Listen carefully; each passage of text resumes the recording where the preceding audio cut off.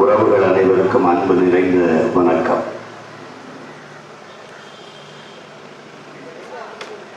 இதுவரை தமிழர் நிலம் கண்டிராத ஒரு மாற்று அரசியலை,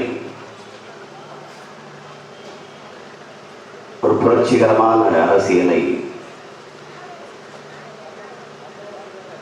உங்கள் பிள்ளைகள், உங்கள் உடன் பிறந்தவர்கள் கொண்டு வருகிறோம். காலுக்கு செருப்பும் இல்லை, கால் வயிற்றுக்கு கூழும் இல்லை, பாலுக்கு உழைத்தோமடா தோழா, பசையற்று போனாமடா என்று பாடிய பொதுவுடைமை தத்துவத்தினுடைய பிதாமகன்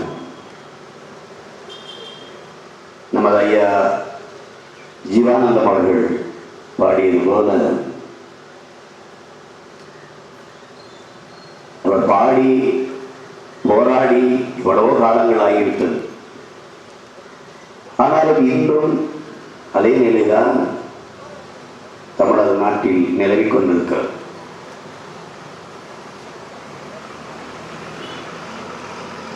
பாலாறு பாயுது, தேனாறு பாயுது, மக்கள் வயிறுதான் காயுது என்று மக்கள் கவிஞன் பட்டுக்கோட்டையை பாடினார்.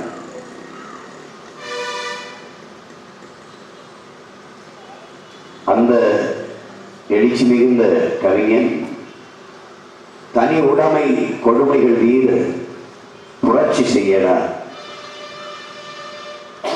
தானாய் எல்லாம் மாறும் என்பது பழைய பொய்யடா என்று பாடினார். இந்த நாட்டில் எல்லாமே தனியார் மயமாக்கப்பட்டு ஒரு தவறான பொருளாதார கொள்கையால் இந்த தேசத்தின் வளங்கள் எல்லாம், அறிவார்ந்த சொத்துக்கள் எல்லாம் தனியார் மயமாக்கப்பட்டு நாட்டின் வளங்கள் எல்லாம் தனி உடைமையாக குறிப்பாக தேசிய நெடுஞ்சாலை அடிமை இந்தியாவில் கூட நாம் 50 கிலோமீட்டருக்கு 50 ரூபாய் கப்பம் கட்டி கடந்து போகல. விடுதலை பெற்ற ஒரு நாட்டில் 50 கிலோமீட்டர் கடந்து போக 50 ரூபாய் கப்பம் கட்டி செல்ல வேண்டிய நிலை உருவாகி இருக்கிறது. ஒரு நாடு தன் நாட்டு மக்களுக்கு பயணிக்க நல்ல பாதையை கூட போட்டுத்தர முடியவில்லை என்றால் அந்த நாடு எப்படி நல்ல பாதையில் பயணிக்கும் என்பதை என் அறிவார்ந்த சொந்தங்கள் சிந்திச்சு பார்க்கணும். சாலைக்கு பெயர் தேசிய நெடுஞ்சாலை, கப்பம் வசூலிக்கிறவன் தனியார் முதலாளி. விலைவாசி உயர்வை கட்டுப்படுத்த வேண்டும் என்று நாம் போராடுகிறோம். கட்டுப்படுத்தவே முடியல. காரணம் என்ன?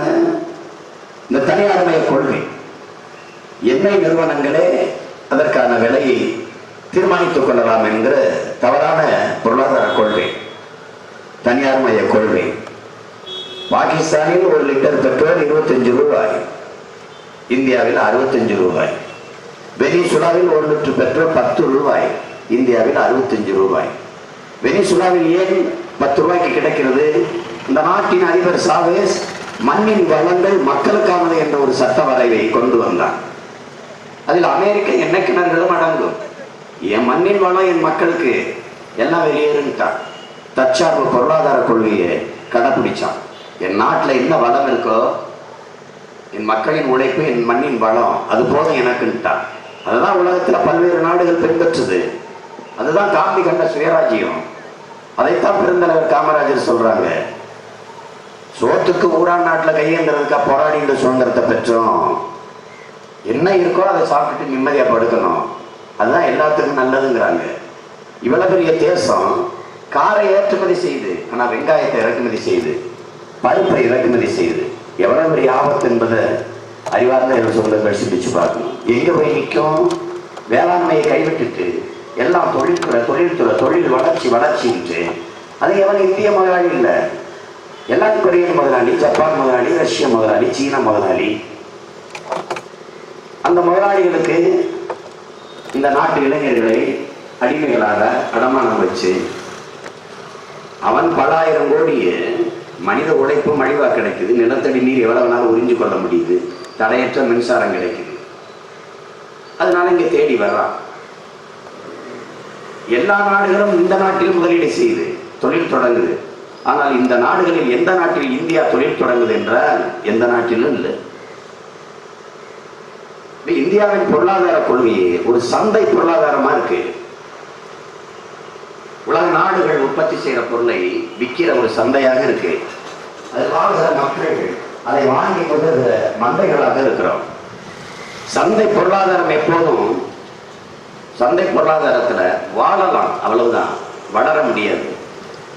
என்னைக்கு உற்பத்தி பொருளாதாரத்தை எடுக்கிறோமோ அன்னைக்கு தான் வாழவும் முடியும், மேலும் மேலும் வளரவும் முடியும். எல்லா நாடுகளும் made in Japan, made in China, made in Russia, made in America என்று இருக்கிற போது இந்த நாடு மேக் இன் இந்தியாவா இருக்க காரணம் இதுதான். இந்த சந்தை பொருளாதாரம் தான், உற்பத்தி பொருளாதாரம் இல்லை. இந்த தனியார் மய கொள்கை இது நுட்பமா என் அன்பு தம்பி தம்பிகள், அடுத்த தலைமுறை தமிழ் பிள்ளைகள் குறிப்பாக கவனிக்கணும். கல்வி ஒரு மனிதனுடைய அறிவு, அது எல்லாருக்கும் சமமா சரியா இருக்கணும், அதுதான் ஜனநாயகம். ஆனா அது வியாபாரம் ஆயிடுச்சு. உயிர் காக்கும் மருத்துவம் அது எல்லாருக்கும் பொதுமையா இருக்கணும், அது வியாபாரம் ஆயிடுச்சு. ஆனால் பெருந்தலைவர் காமராஜர் ஆட்சி காலத்துல இது ரெண்டும் அரசியலத்தில் இருந்தது, பொதுமையா இருந்தது, எல்லாருக்கும் சமமா இருந்தது. இன்னைக்கு முழுக்க முழுக்க அதிக பணம் தருகிற ஒரு வர்த்தகமாக கல்வியும் மருத்துவமும் மாறி நிற்கிறத நம்ம பார்க்கிறோம். குடிநீர் இலவசமா இல்லை, கிடைக்கல. குடிநீர் வியாபாரம் ஆயிடுச்சு. உயிர் ஆகாரமாக இருக்கிற நீர் விற்பனைக்கு வந்துருச்சு. குளிக்காம நம்மளால் ஒரு வாரம் இருக்க முடியும், தண்ணீர் குடிக்காமல் ஒரு நாள் இருக்க முடியுமா என்பதை என் அன்பிற்குரிய சொந்தங்கள் சிந்திச்சு பார்க்கணும்.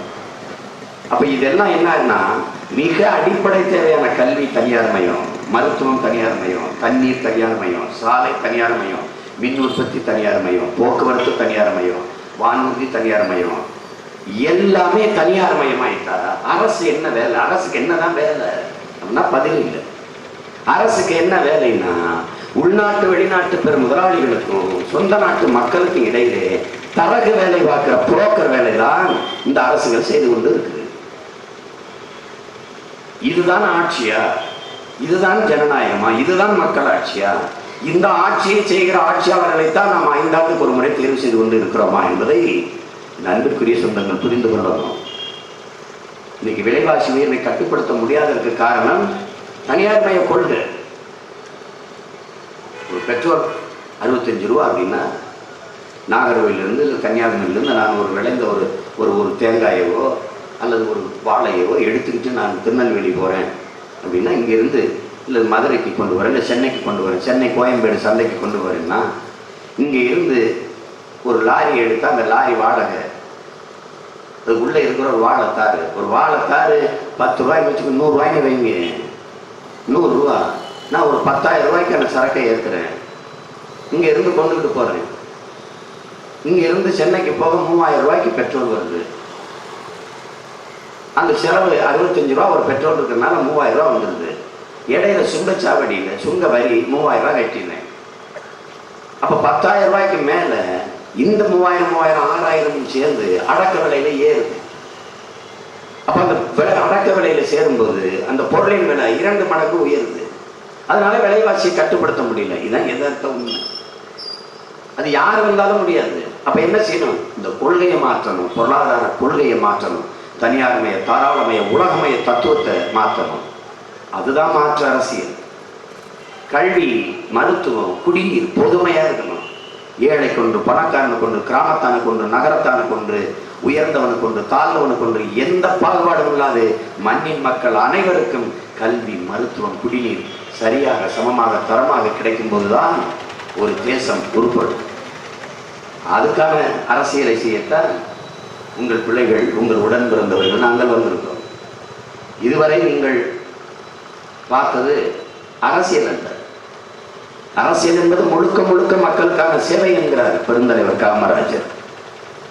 அரசியல் என்பது மக்களின் மீது அதிகாரத்தை செலுத்துகிற விவகாரம் அல்ல என்கிறார் எங்கள் தலைவர் பிரபாகரன். அது மக்களுக்கு ஆற்றப்படுகிற தொண்டு என்கிறார். உங்கள் பிள்ளைகள் நாங்கள் அரசியல் என்பது அனைத்து உயிர்களுக்குமான தேவையும் அதை நிறைவு செய்யும் சேவையும் என்கிறோம். இதுதானே அரசியல். அரசியல் வேண்டாம் என்று ஒதுங்கி நிற்பது ஒரு அநாகரிகமானது, அவமானகரமானது, இழிவானது. அரசியல் வேணாம் என்று சொல்வது வானமே இல்லாத பூமியில் வாழப் போகிறேன் என்று சொல்வது மாதிரி ஒரு பைத்தியக்காரத்தனம். ஒவ்வொரு மனிதனின் ஒவ்வொரு சொல்லிலும் அரசியல் பிறக்கிறது என்கிறார் புரட்சியாளர் டெல்லி. ஒவ்வொரு மனிதனின் ஒவ்வொரு சொல்லிலும் அரசியல் பிறக்குது என்கிறார். பசிக்குது சோறு தாங்கிறதே அரசியல். ஒரு வழிவிடாமல் ஒருவனா தள்ளி போங்க, கொஞ்சம் தள்ளி நில்லுங்க, எனக்கு வழிவிடுங்க என்று சொல்வதே அரசியல். அது புரிந்து கொள்ளணும். அண்ணன் காந்தியடிகள் சொல்கிறார், அரசியல் என்கிற எண்ணம் இல்லாதவன் மனிதனாகவே இருக்க முடியாது என்கிறார். அனைத்தும் அரசியல். ஒரு மனிதன் பிறப்பிலிருந்து இறப்பு வரை அனைத்தையும் அவர் வாழ்க்கையில் தீர்மானிப்பது அரசியல், அரசாக இருக்குது. பிறப்பு சான்றிதழிலிருந்து இறப்பு சான்றிதழ் வாங்குற வரை, காலையில பிதுக்கிற பர்பஸை, படிக்கிற குடிக்கிற தேநீர், படிக்கிற பாடம், பார்க்கிற வேலை, வாங்குற சம்பளம், எல்லாத்தையும் தீர்மானிக்கிறது அரசு. அந்த அரசை தீர்மானிப்பது அரசியல். இந்த உலகம் 2 இயல்களால் தான் இயங்குது. ஒன்று அறிவியல், இன்னொன்று அரசியல். இந்த அறிவியலையும் சேர்த்து அரசியல் தான் இயக்குது. நரேந்திர மோடிக்கு தெரியாமல் ஸ்ரீஹரிகோட்டாவிலிருந்து விண்கலம் மேலே பறக்காது. அர்ச்சகருக்கு பிரச்சனைனாலும் அமைச்சரிடத்தில் தான் மனு கொடுக்க வேண்டியது இருக்கு. ஆண்டவன்கிட்ட தினம் பேசுற அர்ச்சகருக்கு பிரச்சனைனாலும் அவர் அமைச்சரிடத்துல மனு கொடுக்க வேண்டியது இருக்கு. எந்த கோயில 5 வேளை பூஜை செய்யணும்னு அமைச்சர் தான் உத்தரவிட வேண்டியது இருக்கு. அப்படி என்றால் அரசியல் மிக வலிமையானது.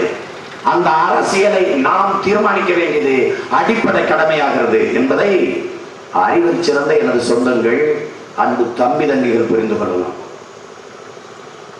ஒரு தடவை சும்மா ஏதோ பொழுது போனா வந்தவங்க ஓட்ட போட்டோன்னு இல்லை. மாற்று என்பது திமுகவில் இருந்து அதிமுகவோ, அதிமுகவில் திமுகவோ இல்லை, காங்கிரஸ்ல இருந்து பிஜேபியோ, பிஜேபியில இருந்து காங்கிரஸோ இல்லை. தத்துவ மாற்று என்ன? கட்சி மாற்று, தலைமை மாற்று அல்ல. மாற்று கருத்து மாற்று, தத்துவ மாற்று, கொள்கை மாற்று தான் மாற்று. பாரதிய ஜனதாவுக்கும் காங்கிரஸுக்கு என்ன வித்தியாசம் இருக்கு? ஒரே பொருளாதார கொள்கை, தனியார் மயம், தாராளமயம், உலகமயம், பிரைவேட்டைசேஷன், லிபரலைசேஷன், குளோபலைசேஷன். 3 ஒரேதான். ரெண்டும் ஒரே கொள்கை தான். கல்விக் கொள்கை என்ன? அது விற்பனைக்குத்தான், அது வியாபாரம் தான். மருத்துவ கொள்கை என்ன? 2 வியாபாரம் தான். குடிநீர் கொள்கை என்ன? நீர் மேலாண்மையில் என்ன கொள்கை? அது வியாபாரம் தான். ஒரே வெளியுறவு கொள்கை, ஒரே பாதுகாப்பு கொள்கை. இப்ப உதாரணமா கச்சத்தீவு எடுங்க.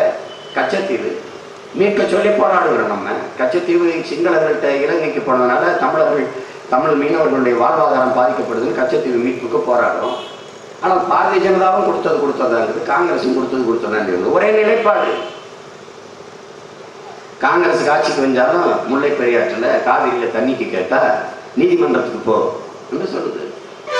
பாரதிய ஜனதா ஆட்சிக்கு வந்தாலும் காவிரி நதி நீரோ முல்லை பெரியாற்று நீரோ நீதிமன்றத்துக்கு போ என்று சொல்லுது. ஜல்லிக்கட்டு தடையா நீதிமன்றத்துக்கு போ, கையில் எரிவாயுவா நீதிமன்றத்துக்கு போ, மீத்த நெறிகாற்றா நீதிமன்றத்திற்கு போ. எல்லாத்துக்கும் நீதிமன்றம்னா இப்ப பாராளுமன்றம் எதுக்கு என்ற கேள்விக்கு அவற்றை பதில் இல்லை. இதுக்கு எதுக்கு 96 லட்சம் கோடி செலவழிச்சு ஒரு தேர்தல் என்றால் அதுக்கு பதில் இல்லை. இரண்டுக்கும் பெரிய மாற்று இல்லை. இங்க திமுக அதிமுகவுக்கு என்ன மாற்று? இங்கேயும் ஊழல், இங்கேயும் லஞ்சம், இங்கேயும் பஞ்சம், இங்கேயும் பட்டினி, இங்கேயும் கொலை, கொள்ள, இங்கேயும் இருக்கு, எந்த மாற்றமும் 2 கட்சிக்கும் ஆட்சிக்கும் இல்லை. ஆள் மாறும், ஆட்சி மாறாது. அப்ப என்ன செய்யணும்? மொத்தமா மாற்றணும்.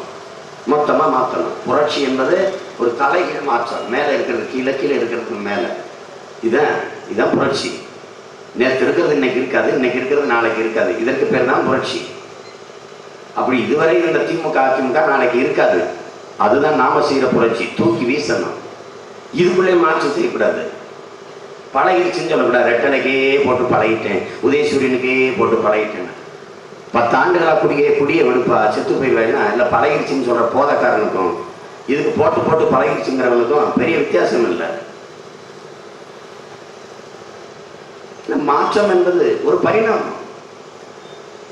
தெரியாம செய்யறதுக்கு பேர் தான் தவறு. தெரிஞ்சே செய்யறதா அது முட்டாள்தனம். 50 ஆண்டு கால ஆட்சியில் ஒரு அரையங்களும் கூட வளரும். 9 ஆண்டு காலத்தில் பெருந்தலைவர் காமராஜர் காலத்தில் கண்ட வளர்ச்சியை தமிழ்நாடு இந்த 50 ஆண்டு காலத்தில் ஒரு துளி கூட தொடரல. இதை மாற்றுவதற்கு இது சீமானுடைய வேலையோ அவர் வேட்பாளராக இருக்கிற தனத்தோட வேலையோ பிரபாகரன் வேலையோ அல்ல. ஒவ்வொருத்தருடைய கடமை, ஒவ்வொருத்தருடைய வேலை. மாற்றம் என்பது ஒவ்வொருத்தருக்குள்ளேயும் வரணும். புரட்சி என்பது மண்ணில் தோன்றுவதற்கு முன்பு மக்களின் மனத்தில் தோன்றணும் என்கிறாங்க.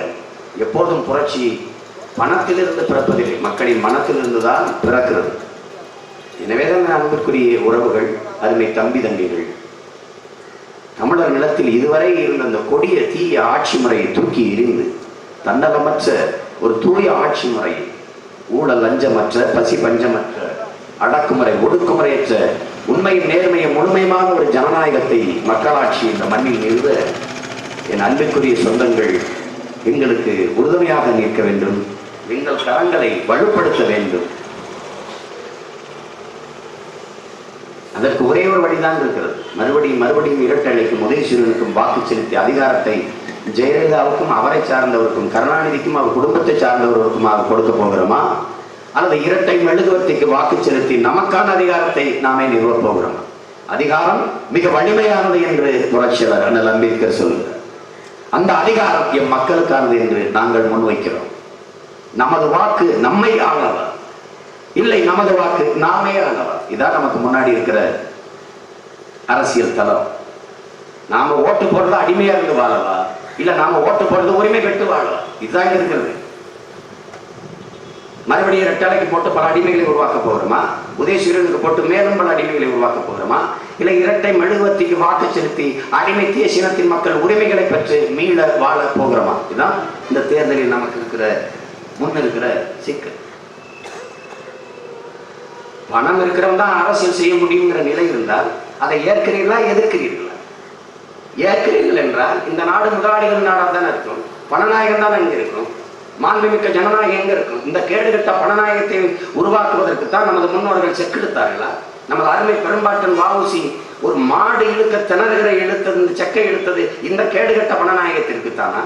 பெருந்தலைவர் காமராஜர் பல ஆண்டுகள் சிறையில் கிடந்து நாடு விடுதலை பெற்ற பிறகு திருமணம் செய்து கொள்ளலாம் என்று இருந்து அதற்கு தன் இளமை காலத்தை நான் தொலைச்சி இந்த மண்ணுக்கு மக்களுக்கு அரும்பாடு ஆற்றியது அதுக்குத்தானா? பசும்பொன் முத்துராமலிங்க தேவர் ஐயா இறுதி வரை திருமணம் செய்து கொள்ளாது இந்த மண்ணுக்கு மக்களுக்கு உழைத்தது இதற்குத்தானா? சுப்பிரமணியம் சிவாவில் இருந்து நமது முன்னோர்கள் தீரன் சின்னமலை, பூரித்தேவன், மருதுபாண்டி, அப்பத்தா வேலுநாச்சியார் எல்லாம் போராடி செத்தது இதுக்குத்தானா? இந்த கேடுகட்ட பணநாயகத்தை வாழ வைக்கத்தானா? எனவே அன்பிற்குரிய என் சொந்தங்கள், அருமை தம்பிதங்கிகள், இந்த தேர்தலை ஒரு மாறுதலாக பார்க்க வேண்டும். வழக்கமான ஒரு தேர்தலாக கவனத்தில் எடுத்துக் கொள்ளக்கூடாது. அதுவும் குறிப்பாக தமிழ் தேசிய மக்கள், தமிழர்கள், நீங்க நினைக்கலாம் நாங்கெல்லாம் இந்துக்களாச்சே கிறிஸ்தவர்களாச்சே நாங்க என்ன தமிழர்? இந்த மதங்களும் மார்க்கங்களும் இப்பத்தான் வந்துச்சு 2000 ஆண்டு 1100 ஆண்டு. அதுவும் தமிழ்நாட்டுக்குள்ள, இந்தியாவுக்குள்ள, தமிழ்நாட்டுக்குள்ள வந்து 150 ஆண்டுகள் கூட இன்னும் முடிவடையில்லை. ஆனால் நாங்கள் யார், நாம் யார்? 50,000 ஆண்டுகளுக்கு முன்பு இருந்தே தமிழர்கள் என்பதை மறந்துவிடக்கூடாது. மதம் மாறிக்கொள்ள முடியும். இன்னைக்கு இந்துவா இருக்கிறவன் கிறிஸ்தவனாகலாம், கிறிஸ்தவனா இருக்கணும் இஸ்லாமியராகலாம், இஸ்லாமியராக இருக்கிறவன் மறுபடி கிறிஸ்தவராகலாம், எதுவாக மாறலாம். ஆனால் இனம் மாறக்கூடாது, மாற முடியாது. தமிழனாக இருக்கிற சீமான் மலையாளியாகவோ, மலையாளியா இருக்கிறவர் கன்னடராகவோ, கன்னடர் தெலுங்கராகவோ மாற முடியாது. மாறிக்கொள்ளக்கூடியது மதம், மாறவே முடியாதது இனம். இதைத்தான் மதிப்புக்குரிய பெருமகன் ஐயா காகிதம் இல்லத்தவர்கள் இந்திய பாராளுமன்றத்தில் தமிழ் ஆட்சி மொழியாக இருக்கணும், தமிழை ஆட்சி மொழியாக அறிவிக்கணும்னு கேட்டபோது அவர்கள் கேட்டார்கள், நீங்கள் இஸ்லாமியர் ஆயிற்று என்று. இஸ்லாம் எங்கள் வழி, இன்ப தமிழ் எங்கள் மொழி என்ற முழக்கத்தை முன்வைத்து தமிழை ஆட்சி மொழியாக கொடு என்று கேட்டார். இந்தியாவிலிருந்து பாகிஸ்தான் பிரிந்து சென்றதை அன்பு மக்களே, அதற்கு காரணம் மதம். முகமது அலி ஜின்னா தலைமையிலே இந்தியாவிற்கு முன்பு ஒரு நாளைக்கு முன்னாடியே 14 விடுதலை பெற்று போகுது, ஆகஸ்ட் 14. அங்க போய் தனிநாடு இருந்து ஆட்சி அமைத்த பிறகு உருது ஆட்சி மொழி என்று வருகிறது, உருது ஆட்சி மொழி என்று. உடனே டாக்கா பல்கலைக்கழகத்தில் படித்துக் கொண்டிருந்த இளைஞன் முஜிபுர் ரஹ்மான் அந்த மாணவன் எழுந்து குரல் எழுப்பினான், உருது ஆட்சி மொழி என்றால் என் தாய்மொழி வங்க மொழி என்னாச்சு என்று கேட்டான். பிரச்சனை ஆரம்பிச்சது. ஒரே இறை வழிபாட்டிற்காக ஒரே மார்க்கத்தை நாம் ஏற்றிருக்கமே ஒழிய, நீ உருதுக்காக நான் வங்காளி, என் தாய்மொழி வேறு, என் பழக்க வழக்கம் பண்பாடு வேறு என்று கேட்கிறான். எனக்கு தனி நாடு வேணும்னு கேட்கிறான். சண்டை, பிரச்சனை. மார்க்கம் ஒன்று, வழிபாடு ஒன்று, இறை ஒன்று, ஆனால் மொழி வேறு. நுட்பமாக இந்த அரசியலை புரிந்து கொள்ளணும். கிழக்கு பாகிஸ்தானில் இப்போ எண்ணற்ற மக்கள் ஏதிரிகளாக அகதிகளாக இந்தியாவுக்குள்ள பல ஆயிரக்கணக்கில் சாவு. ஈழத்தில் என்ன நடந்ததோ அது அங்க நடந்தது. அம்மையார் இந்திரா காந்தி பிரதமர், மேற்கு வங்கத்தின் முதல்வர் சித்தார்த்த சங்கரே ஒரு இந்து, செத்தவன் இஸ்லாம், எழுந்தான் சித்தார்த்த சங்கரே. இந்திய அரசு தலையிட்டு என் இன மக்களை காப்பாற்றுகிறதா, ராணுவத்தை அனுப்பி காப்பாற்றப் போகிறதா, இல்லை நான் காவல்துறையை அனுப்பி காப்பாற்றவா என்ற கேள்வியை எழுப்பினர் இந்திரா காந்தி அம்மையாரை பார்த்து. செத்து விழுந்தவன் இஸ்லாமியன் என்று பார்க்கல, இங்கு இருந்தவன் இந்துவாக பார்க்கல, செத்து விழுந்தவன் என் வங்க மொழி பேசுகிற என் இனம் சார்ந்தவன் என்பதாலேயே அவர் அப்படி செய்தார். அப்ப அங்க மதம் நிக்கல, இனம் மொழி இனம், இந்த உணர்வு தான் இங்க பார்க்கணும். அதற்கு பிறகு இந்தியா போர் தொடுத்து கிழக்கு பாகிஸ்தானை பிரித்து வங்காள தேசம் என்று அவன் தாய் மொழியிலேயே ஒரு தேசத்தை நிறுவினான். இது வரலாறு, இப்ப நடந்த வரலாறு. இந்த உணர்வு நம் ஒவ்வொருவருக்கும் வரணும். திரும்ப திரும்ப திரும்ப திரும்ப இதே கட்சிகளுக்கு வாக்கு செலுத்தி கொண்டிருப்பது வரலாற்று பெரும் துரோகம். எதிர்கால தலைமுறை பிள்ளைகள் குடிக்க தண்ணி இல்லை, படிக்க கல்வி இல்லை, நடக்க பாதை இல்லை, படிச்சா வேலை இல்லை, வேலைக்கேற்ற சம்பளம் இல்லை, எல்லாம் இலவசம் தந்தாத்தான் சாப்பிட முடியும், வாழ முடியும். தாங்க முடியாத கொடுமை, துயரம், வறுமை, சுவாசிக்க தூய காற்று இல்லை, பாதுகாப்பான சுற்றுச்சூழல் இல்லை, மலை இல்லை, ஏரி இல்லை, ஆறு இல்லை, குளம் இல்லை, எல்லாம் நாசம் போய் கொண்டிருக்கு. இந்த நிலையில் விட்டு செத்து போனால் வருங்கால தலைமுறை பிள்ளைகள் செருப்போட தேடி வரும் நமது புதைகுழி கல்லறையை நோக்கி காரி துப்பி செருப்பாலே அடிக்கும். இந்த முன்னவர்கள் செய்த துரோகத்தால் இப்படி நிற்கிறோமே. அந்த வரலாற்று பெரும்படி வராமல் என் தாய் தமிழ் சொந்தங்கள் இரட்டை மெழுகுவர்த்திக்கு வாக்கு செலுத்தி வலிமை மிக்க பேராற்றல் மிக்க சக்தியாக எங்களை மாற்றுங்கள். இந்த மண்ணையும் மக்களையும் தங்கள் உயிருக்கு மேலாக நேசித்து நிற்கிற பிள்ளைகள் எங்களுக்கு வாக்கு செலுத்தி வெற்றி பெற செய்யுங்கள். எத்தனை விளக்குகள் நம் வீட்டில், குத்து விளக்கு, சிமிழி விளக்கு, அகல் விளக்கு, எந்த விளக்கும் தன்னை வருத்தி கொண்டு உலகத்திற்கு ஒளியை தருவதில்லை. மெழுகுவர்த்தி தான் தன்னை அழித்து கொண்டு உருக்கி கொண்டு இந்த உலகத்திற்கு வெளிச்சத்தை ஒளி வெள்ளத்தை தருகிறது. அதை போல அடிமைப்பட்டு கிடக்கிற, தாழ்ந்து வீழ்ந்து கிடக்கிற தமிழினத்தின் உயர்வுக்கு, விடுதலைக்கு, உரிமை மீட்சிக்கு நாங்கள் அயராது எங்களை வருத்தி கொண்டு பாடுபடுவோம் என்பதை உணர்த்தத்தான் உங்கள் பிள்ளைகள் இரட்டை மெழுகுவர்த்தி சின்னத்தை ஏந்தி வருகிறோம். அது சீமானின் சின்னம் அல்ல, நாம் தமிழர் கட்சியின் சின்னம் அல்ல, 13 கோடி தமிழ் தேசிய இனத்தின் சின்னம் என்பதை கவனத்தில் வைத்துக் கொண்டு, இது வெறும் சின்னம் அல்ல, மாற்றத்திற்கான எண்ணம் என்பதை கவனத்தில் வைத்துக் கொண்டு 2016 மே 16 படைப்போம் புதிய அரசியல் வரலாறு என்ற புரட்சிகர முழக்கத்தை நினைவில் பதிய வைத்து வாக்கு செலுத்துங்கள். என் பேரன்பிற்குரிய பெற்றோர்களே, என் அன்பு தம்பி தங்கைகளே, இந்த தொகுதியில் குளச்சி தொகுதியிலே போட்டியிடுகிற என் ஆறுயிர் இளவன் பிரபாகரன் அவர்களுக்கு இரட்டை மெழுகுவர்த்தி சின்னத்திலே வாக்கு செலுத்துங்கள். நாகர்கோயில் தொகுதியிலே போட்டி போடுகிற என் தங்கை தனம் அவர்களுக்கு இரட்டை மெழுகுவர்த்தி சின்னத்திலே வாக்கு செலுத்துங்கள். உங்களின் வாக்கு, நாம் செலுத்துகிற ஒவ்வொரு வாக்கும் நம் இனம் காக்கும், மண் காக்கும், தமிழர் மானம் காக்கும் என்பதை மறந்துவிடாது வாக்கு செலுத்துங்கள். புரட்சி எப்போதும் வெல்லும், நாளை மலரும், நமது அரசதை சொல்லும். நாமே மாற்று, நாம் தமிழரே மாற்று. நன்றி, வணக்கம்.